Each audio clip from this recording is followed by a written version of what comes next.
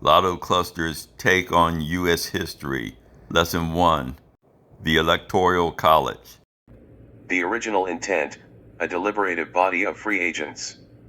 The intellectual architects of the U.S. Constitution, the framer, did not anticipate or desire a permanent two-party system. In fact, figures like George Washington and James Madison explicitly warned against the mischiefs of faction. When designing the Electoral College at the Constitutional Convention of 1787, their core philosophy rested on a few explicit assumptions. Independent deliberation, the framer envisioned electors not as rubber stamps, but as a temporary, decentralized body of the nation's most knowledgeable, independent, and civically minded citizens. As Alexander Hamilton detailed in Federalist No. 68, this group would meet in their respective states to analyze, debate, and choose the president based strictly on merit. Insulation from faction and cabal, by having the electors meet only once in their separate states and then immediately disband, the framer hoped to prevent corruption, foreign intrigue, and the rise of entrenched political machines. The problem of scale and information, in an era before rapid mass communication, the framer worried that ordinary citizens would lack sufficient information about out-of-state candidates, naturally leading them to vote only for local favorite sons. The electors were meant to serve as a well-informed filter.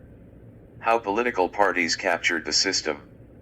The original design lasted through only a few election cycles. The emergence of the nation's first political parties, the Federalists and the Democratic Republicans, fundamentally rewrote how the system operated in practice. The 12th Amendment 1804. Originally, electors cast 2 votes for president, with the runner-up becoming vice president.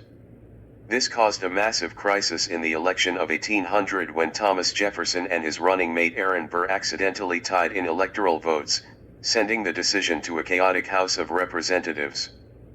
To accommodate the reality of political party tickets, the 12th Amendment was ratified, forcing electors to cast distinct ballots for president and vice president. This effectively normalized party line voting. The shift to winner-take-all. The Constitution leaves the manner of appointing electors entirely up to state legislatures. Early on, states realized that if they coached all their electors to vote as a unified bloc for one party, they could maximize their state's political influence on the national stage. By the 1830s, almost every state had abandoned district-based allocation or legislative appointment in favor of a winner-take-all popular vote system. Electors as party pledges. Instead of independent statesmen weighing options, modern electors are chosen directly by the major political parties, Democrats and Republicans, at state conventions. When citizens vote in a presidential election, they are technically voting for a specific slate of party-selected electors. These electors are tightly bound by state laws and party pledges to vote strictly for their party's nominee. The Supreme Court formalized this reality in 2020, ruling that states have the right to penalize or replace faithless electors who attempt to vote independently. The resulting dilution of original intent. Through the structural dominance of the Democratic and Republican parties, the modern Electoral College operates in complete antithesis to its founding concept. The framer original intent. Role of the elector: an independent, wise filter capable of deliberate, flexible choice. The modern party reality: a partisan agent legally bound to act as a rubber stamp for the party ticket. The framer original intent. The faction filter designed specifically to prevent political factions from controlling the executive.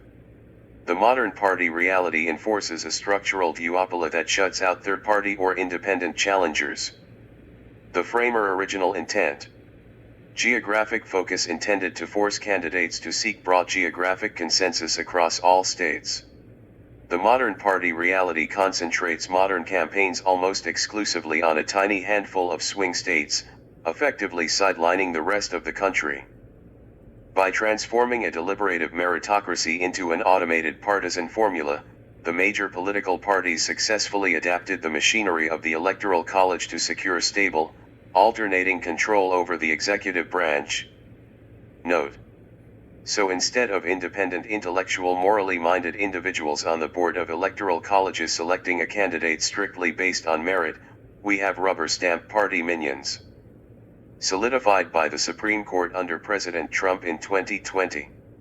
Geographical focus was bulldozed by Elon Musk when he intentionally held million-dollar lotteries in the swing state to sway voting towards Republicans, which is illegal, but since President Trump now controls the executive branch, no charges or investigation has ever come to light. In a nutshell, the coup that failed on January 6, 2020 has been replaced in 2025 with an internal coup of replacing all executive branch leaders with members who are loyal to the president. In 2026, a political faction now controls the executive branch, and the law enforcement agencies, military and civilian. Congress has only apparent power. Real power is now owned by a political faction, Republicans.